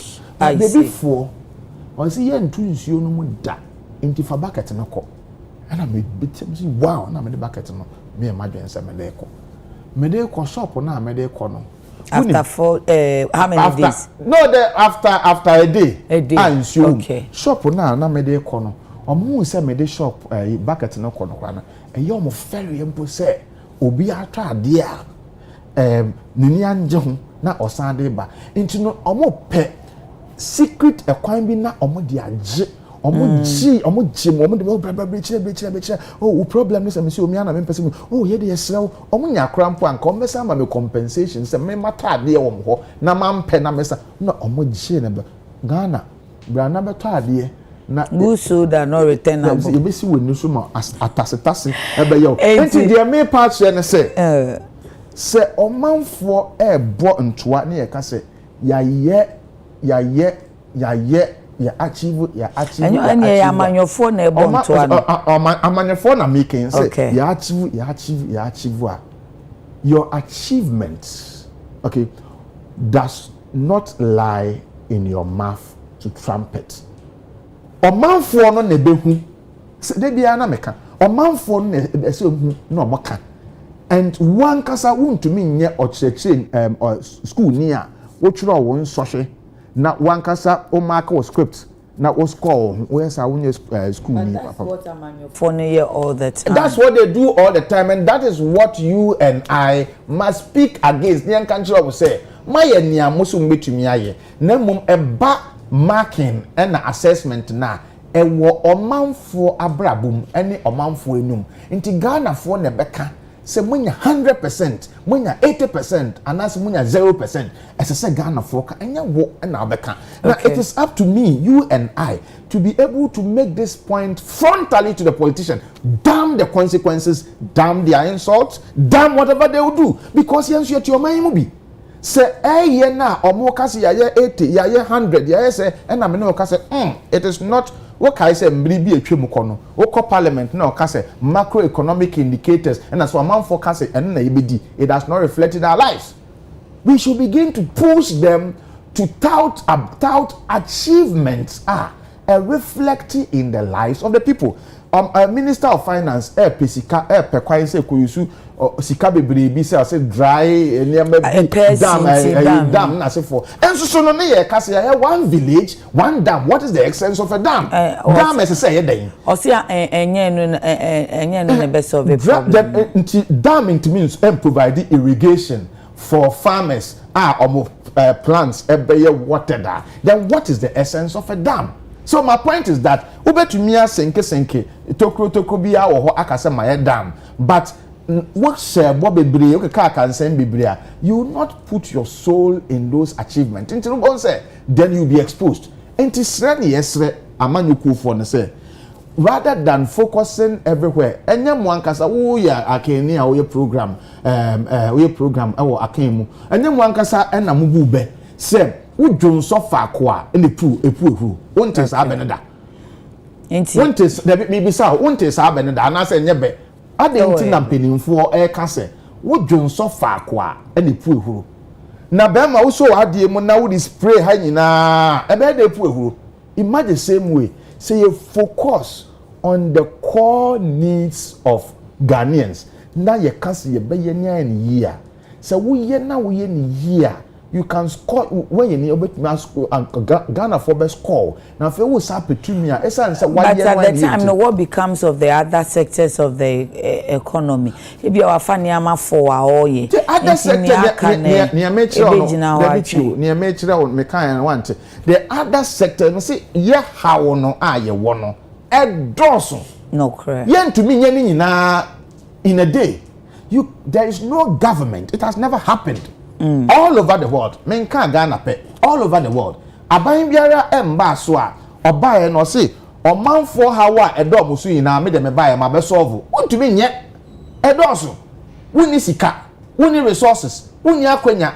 Other external and extenuating circumstances beba ni opeso ye no kra want to me nye. Okay. Enti no say one tias yes sa ye tie ho ase ye nwechi say wo tias yes say o how no doso me to me nye ni nyina wo de to omanfo trim mekọ obi nso meye bi. Okay, wo ye nia obetumi aye. I lead UTAG, University of Ghana branch, or how a good university teacher for so no e doso me ye nia metumi aye kakra metumi aye no me ye na ma yenie. Okay. Enti se me wie na me kwa wo ba me ka to say me yes into one so beto aso na mo you don't promise say me ye ni nyina. That is totalitarian. Totalitarianism is a system of government where the government seeks to regulate or make laws, policies to regulate every aspect of human behavior. Which is not possible. It can't be possible. Okay. Next challenge in here, then, me person me teacher any. Well, next challenge, you know, and I me person me can say, you know, manifesto implementation is contingent on political will, availability of funds, and then also sometimes external factors. So obi share to the be I won't say leaders, you know, and make keep certain promises, but they don't have the political will to pursue that promise. Me who nko for no na me can say maybe be amom, but the political will may not be there. To the be so na sika ene ehho akade aye de be achieve no anu so enni ho. Nti wakọ share body nanso akande a ewo ho ese o implementing ya na eni ho eno na ema me yem hyehye me sesei ewo Ghana ema Ghana fo ema ye ankasa yete ha me yem hyehye me de kire say show sesei there is hopelessness. I'm telling you, when Ghana ni bi okodi party echi minim ko okodi party echi ye owi okom den on Prof mesel campus he ya na make you amanyo ko for bi ba na school for na ye odi na chi sa owi as Prof na ni mi kodi kra no me ni bi ni mi kodi kra no me ni bi enti ni me chen say people, even including those who are supporters of the political parties, they have a certain sense of hopelessness. I see. Yeah. Also, be not about to make crime into biom. Make crime into biom. See, hopelessness. But gradually, in the lead up to the elections, that sense of hopelessness is giving way to a certain hope. Said, Enye Denyara 2025, a new government will be formed. Either say Alan Shemantin Bewini, either say Baumia Ebewini, and I say John Mahama Bewini, and I saw Makano Ebewini. Regardless of the outcome, there will be a certain change. Okay. But what can I say? There will be a certain change. Now, before such change, baby, Kai who said, Yeti she I am a fuase. Yeti eshe I am a fuase. A sign say ye be ye elections in Tino. Some austerity measures, ne mon fam mo belt, mon fam to mambo mo yem tighten your belt, no. They are not being implemented. Papa the church say, we are the near. It be a man for bed, about 20 hours. Okay. What I say? So there are serious austerity measures that will have to be implemented. But when we say the focus is about how to win elections. So the point I want to make is that power SSR in 2025 for now, governments would have to whoever becomes the new government we have to confront the new reality of the time. Don't they know? They will have to confront the new reality. Oba, and Oba will say, or mine, as I say, a muya ding kakra kaun, as I say, muya ding and say muajo. See, they make me fear and make actually. As I say, a muya ding, give him the beer. I am a fair idea. A question say, and so mine no heading, a muya ding and sana, a ding, a muya ding ajo. And I want as I say, what command of winning that so, say me ba, a muya ding. And this a ba. Na se ube face the reality of the time na se emu ye den a afa ube won say hopelessness na it give you way to hope no it would give way again to a sense of hopelessness again afa ebe say oh sa na nka yes san we ana say aban we fi so na for aba na nka ye ho ato na for ba en so no en so ampo so ye bobo se wan hwe ya ne nkofo be ka say and we have lost confidence in the political elite. The young Cassian fat and Mara any day and say yes. And no name as I see a share near Bobu de Cassa again, because young Chia, Meno ye not a queen and po. Some call for if the hopelessness get to that point and Kofuba say, ya brem, Monso Mobayano, most Bobby Bray, but mobile went to me and yet, yes, I went to me because she can ni ho.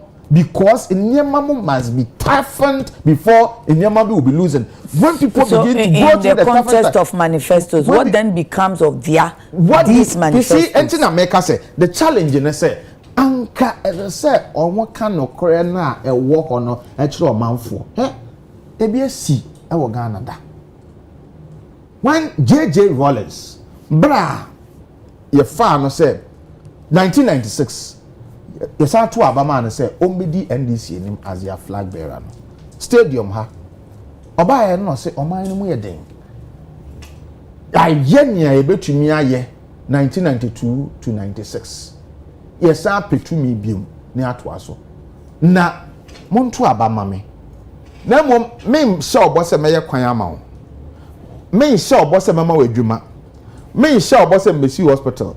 Me sure boss me hospital bill. Me sure boss me discover to kutukum.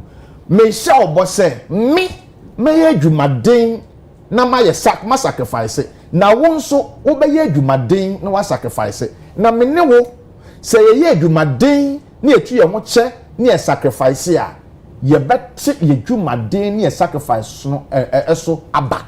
Now also, I'm not promising you anything. I'm promising you hard work and sacrifice. And after we have both worked hard and sacrificed, we would reap the benefits of our hard work and our sacrifice. In Sembo. And to the Asheni Panitrim see if it is reset or it is back on your both to lead. There were reset could be reset to lead and to solve. Upgrade. Upgrade not or they responded to reset. Hana make answer whether it is because on only the any to lead is to solve. Okay, Matthew say whether a reset and I say a upgrade no. You see the real focus is to side the people up. Say look, next year. Say ba be mu a enyama ese nyama mu ye den yeah can you say on man for no better because me train ma busa say in all of this electorate responsibility way maybe they are telling the people what the people want to hear me just say de bia no say bitafra nti de bia yenkoso nunu ye ho ne yensere de bia no yenkoso nunu ye ho yensere wo yare otie wo yare wo nyakuro e wo nan and nine pro we ko hu doctor na doctor or your papa no abeka tell say doctor on your papa no say o me wo ampicillin me wo codeine kina queen 442 me be wo me ye say doctor or your papa no abeka tell so nine no me twa untumi nante na mum bia e be din ama wo untumi anante for some years and for some months enu when to me and for some months we are made yebema artificial leg bi na de ahye see eno no ebe prosthesis we are afi emu bedwo ayedama oka no kore no e kire pain doctor or person or saw yare no oka kire pain say problem no enu ni they tell you okay e we bia minimum no nanse ya ono wekonya kokram e wo nenufum na so for first name so person obeji edi na odene nam asofo ene edinsifo so na asofo na odu ono e ka kire na pain ya mfensi no senate na sena ye be den ye be yewo okay enti say yem person kofo ebe lusu hope in the system tie dia me kan you me ne wo daache we hu hia me se amanyokofo no ne niema na omokeka no me ne wo ye nya bebi bebre ye no I'm sure you too we've gotten the opportunity to leave the country bebre be ye adwuma na ya me dwan me say o ma ne nya me nko ade na so wo fi ha na me fi ha na no fi ha no so fi ha I no be ma ne yi that's why we are here inti ye wa ha na se niema bi koyi a ya sade ne se ye be ka se ne be yi se enso be nya asomdwe dia me ka ne se si ama omanfo no enhu the realities I'm telling you your IMF say NDC for ne be ba they will go through the IMF austerity processes at your the din omanmo din be ba say MPP for ne be ba they will go through it say Alanche Mantin be ba they will go through it now going through no edi or how any entoma ye di boyem ebeba say o title umia weni na den na mo mpese be ka wo ya kire o manfo na mo promise ye be bibia wo mra ye nim bebi a ye ko fesika no kra ye dey ebe fi na wo yes na so manfo nyina the hopes be good so na say wo balance afi wo be hu challenges na o ka ho asema wan hwa o manfo hopes no e ko form the den a won be tu Ghana kebi mame kebi amemoi won be tu egu mo tu gu a ye be ye mobo e wo Ghana ha eno na me pese meka na amanyoko mpanimfo no omote me pese meka na Ghana fo bibre na etie me no omum begin to interrogate and to question them say he fa na wo ko fisika be yes adi wo ko fisika be fisika be yes adi be fisika be yes afi wo kan nyina se ne be ya then they will backtrack and say no kwasem em se em ko fo omunimode and they are going to subject us to street proof they say enidaso no esese ye measure ne ye nti no esese ye hwe nsem a yakan ne ye kan ye oh it cannot always be business as usual as ye petumi a yan kan nsem we wi ase na just to get the vote afenya vote na ye ntumi nye yes I hear a political science level 100 ye bre yes I say one of the things we deal with is the view and the notion that politics is about a game of lies and deceit. Politics ideally is not about lies and deceit. Well, there's not about the Kragana, Mammy not to German soon. We have to spend time to explain to them the meaning of politics, the features of politics, and how to deal with some of the derogatory perceptions about politics. School, you know, se ohwe ne ekoso ana osere se wo se book mu ne de nko de ohu classroom na oh amane ye den but yen ka no kre no you know ana wonim se wa ya me fase don't you know no me so but don't they also know there be in America no say and yet o man ka ho hwe wo mu se o ye wo IMF but ye ni be na me chese se wo ka. You see, it shows. I want a certain seriousness. Okay, I want a certain seriousness to be shown in our body politic. Yura adi your friend is saying. Bonga edi amanyuku for anyone. You want them to show a certain seriousness because enya ye nyina na yadwemu ye ha. And obi a sebeta frache na dwemu ye ha mpo. If you show seriousness now, mami more example. A more example. Gyampo. Albert Pet to me in 2000. No. Or the Rollins are buying a compare America for buying. I say America, as you say in Ghana. And so America, ministers, less than 40. And then our Rollins on Kwa, 82 ministers. And now, no be a president no and no be 88 ministers and I'm on central for mo call no anko say papa na wo ka say obenya Rollins aban so na wo ba kwa ba no west o show see nta me wo buo ma Rollins ade ye friend ye kufo oba se me nuanom ne mo ka ne yampa me wo opposition no me hu niema different me ba ban mu nso nsa niema e different we dey me sremo o ka sa no se wadwi mu ye hare said nan kura na nso say papa yi o ya no kwafo we face the reality. Okay.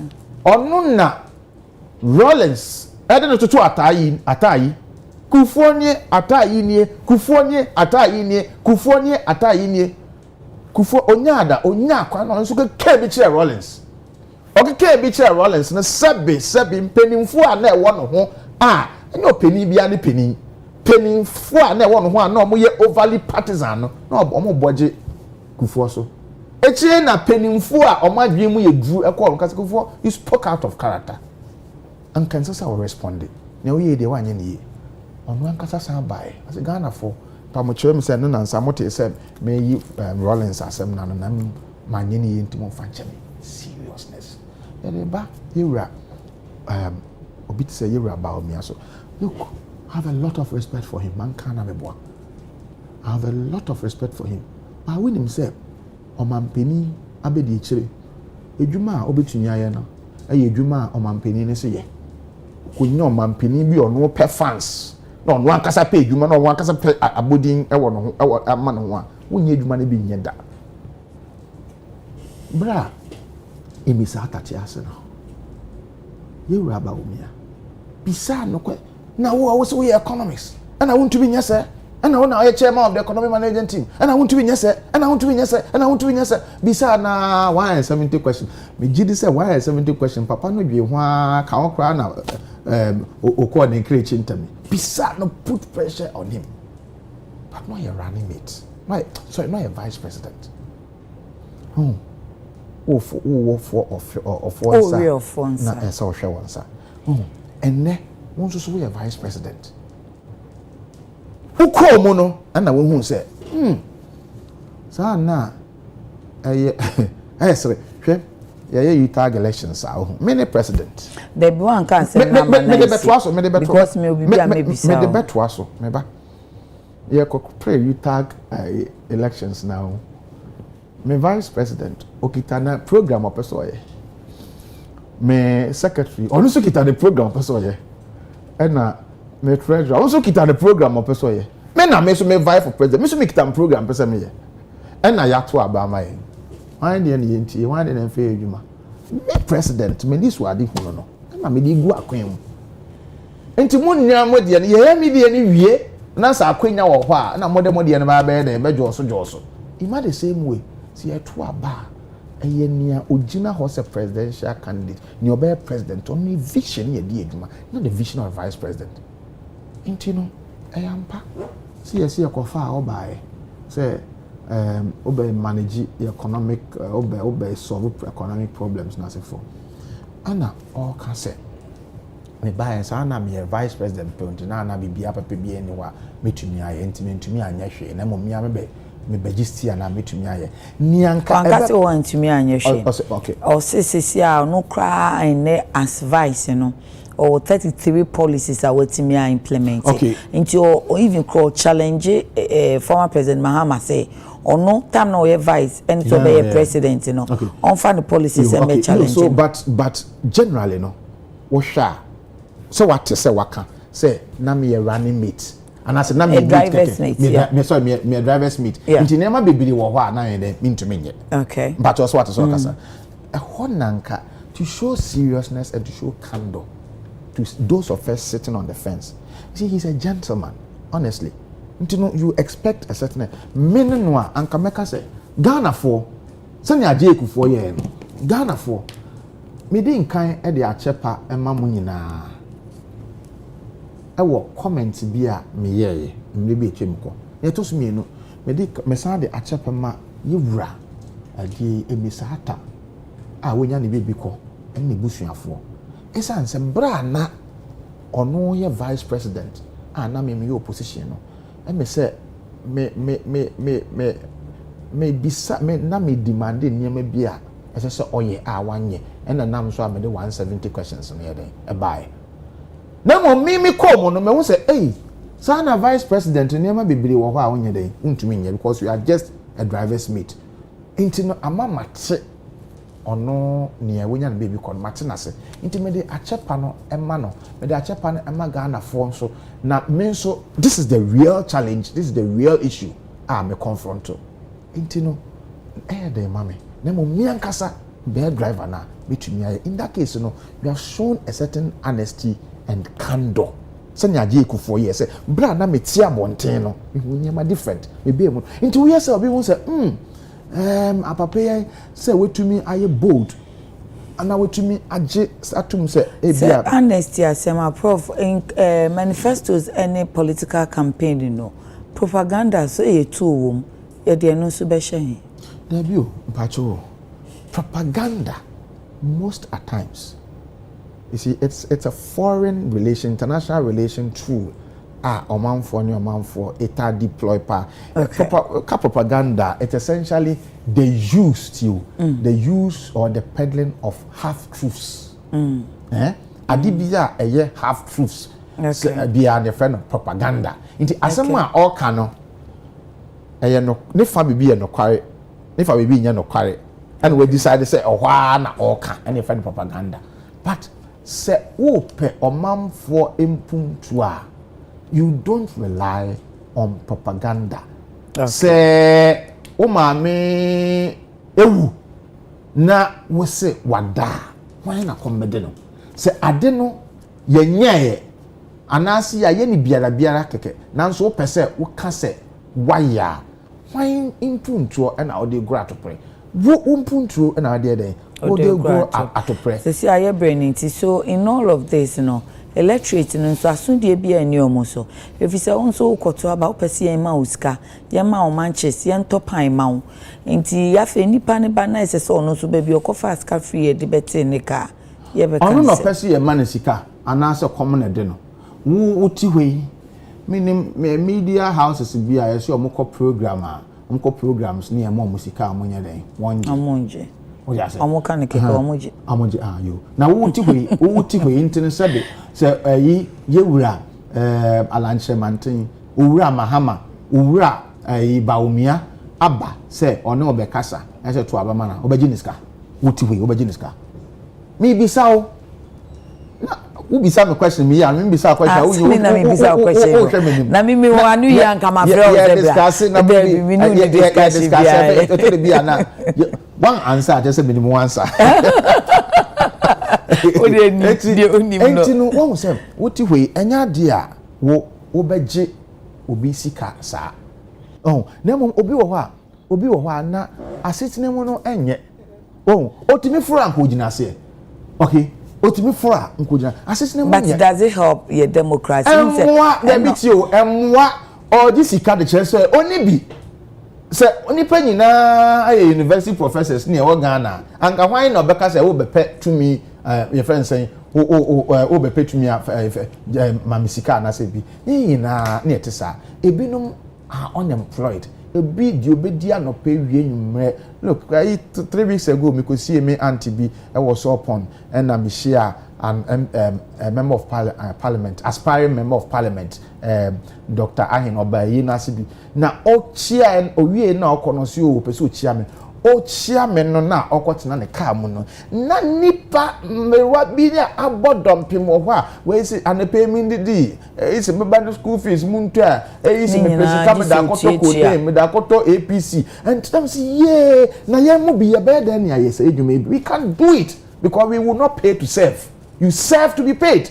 And it won't just and yet now so no sabe otumi fra say nkoji obi a anka onye nti nye betumi aye edie so ano no say politicians should shun the practice of get it in near many na dey tutu ya no say aye to a situation where they really address unemployment situations among the people. Obi anya bibi nye na so obi wo adwuma ye na obi wo bibi ye na ne nsa kɔ na no a so obi petumi a ebe ne niwo mpo se obeba se ma me 10 cedis ansamato ama. Prof yatina ha be 2 hours ni unfortunately every na ye be maybe in kesesi edi nkomo ya ansa na manifestos na ba enye se ye twen because say dey wo kan die bia nko omutie earlier sesi about awie nti omo be ye dey say dey okase o nka faniama ba ko mienu miensa bi si wani so na firi mu na ye ni ye na atena ho da ma na ye kan koso mu da ma ye kai nkroma ye ka motorway ye kai nkroma sisi a manifesto na ba ye betumi akwa adjust na kaka okwase ano se onse na adwen na di sabi abebu oni bi oya na ya sempa ana bible correct ye konkon kwa to kwase okwase ana se na adwen nti no ye kan we no bi ye ni nsa NDC for ye ni nsa MPP for ye ni nsa great Alan chairman ye ni nsa Ghana ene ye ni sa enti no ni o maka ne nyina no so mbetumi aboni nyina to fa ka so ye titi bi so Ghana for ya na ye kan sa o nanso e wo mu se e den ye nanso obema nenum edura enyon enti no mo pese mesa de hye ma adwen mo se ne ya kan nyina echi no pese mo nsam ehu se ye ba ese entumi enye emu ndwoa ansoya na emu ndo ese se emu be emu ye den ansa emu adwo nti ne ba mo nsan fa nche mutirimu se ne mbe den kakra na nso ye be kokoden wo be sacrifice me sacrifice won so sacrifice nti wo ba nka say me ba that part which they are not telling us me ba they are not telling us about sacrifice won say me kita V8 am de nam krom elbo petrol gu keke won say meye enyema bi a eye opulence yes sell won say meye sa nti menye sa anyema ne nyina ubehu no na ebi a asem kan ebi a na me kɔ adwuma ebi a me ka ba akopɛ na me team na me de kɔ I would sacrifice for you to see. So what sacrifice Emma me who me teacher ni so mean to me enkodi teacher fo enim enka nkyerɛ mo say yem ko strike because yaketua mu esua. Yes e de kyerɛ me hu say only leader nankasa no or the belt den aboniye mu a ɔno ankasa no ɔkɔ ahokyerem. So ɔno kɔ ahokyerem mu a mean to me nkasa me leader ɔno kɔ ahokyerem me ho ntɔme. Okay. Na mo kase yen tighten your belt. Na wo wadidi emo efuru aye twapa. Na we lose your belt. And was air condition, and was so fan miensa account, air condition 4, them, also fan miensa account, and a wada, hamon crown, and a yen yosi fat belt in my yam penny. Professor Ransford Gyampo komoni de yin tumi ni da ade ba kwa o kan me so me sra manyofo ni saying in all of this manifesto si nyina no mo anka che yen say IMF bi wo ho mo anka mo be yi taxes free ho mo be tuatua school fees you na mo be fasika no free he munni ni se mo kanu kure no kakra na se bre so a si ye dan mo ka mpani se bohye ya akadan ye dan mo ka ye susu se ni nyina koye promise na ya anka hwe se we know say ye wo IMF nhihye ya ase na mum ye ba sei ni ha ayebekọ afa nhihye ni huni a ejamo na mo aben nti ye hwem many Professor Ransford Gyampo or a political science lecturer or University of Ghana and a bomb punimpoa na ye share manifesto na said you shiti and cranty young co specifics no ye share generally say manifesto ye dean ni soon so and no dear core class into we minim say a political science 101 poly 103 where 103 oh any yakwa where poly 103 and say what is a manifesto, relevance of a manifesto, benefits of a manifesto, then challenges of a manifesto. So who sa enti we a political science student exam sena baby nka apobia to ama enti ya na yina yafa emu addition de prof ye da sepa no pe no bre mame na kuyaski sase wata de a opam ye ede mame na men kan for kuyaskis emma se o pata de a efe African way se o be shen Friday se o be shen Saturday se o be shen Monday ni nyina je do be kwa so kra kuyaskis e wo ho a obe sort out friend 020-836-4729 020-836-4729 29 wohwe ne chakwa McCarthy Hill Junction oni JE University no ene di enimhye na Zenils nso asort out ewo utimi mu obefre no 055 3837 and a Friday call a nail shop on akoye wonsa fe kama na opespan so abekọ akoye massage any officials and ni akeka kan ni na mema nyina kesma grooming and spa ho ma mokoye grooming koyi uti no atreme wa bogise no a na wani mu ayefe ma woduse ni bia na ehu dodo abobobobo nchirwa na mudi hunu na mo treme ho kakra Monko Kisma Groovy Spa over 0249507713. It's good when a man looks kempt and also a kamapa. Idamase Nyame ya domo ajwada ade chenshima besiaba. Mame ya kramani. Nami shram.